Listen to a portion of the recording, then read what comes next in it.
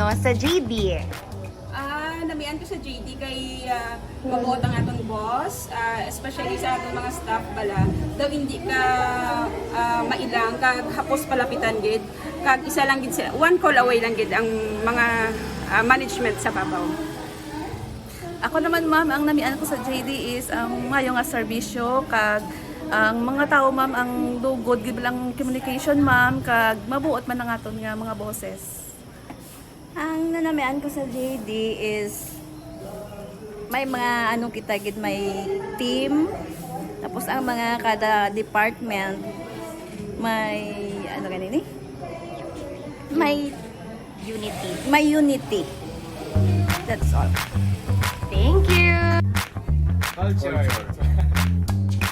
I like JD Foods, ma'am.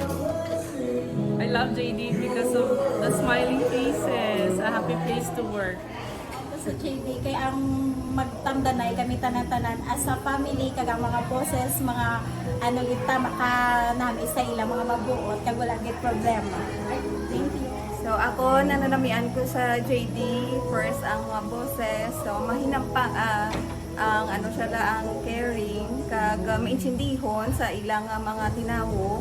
Tapos ang mga co-workers, sa mga colleagues ko, so buligay gitanan, wala siyang nagapabilin. Kung may nagapabilin man, ginahatak nila para nga mag-upod sa isa ka grupo. May unity nga ginatawag. Kagang product, manamin.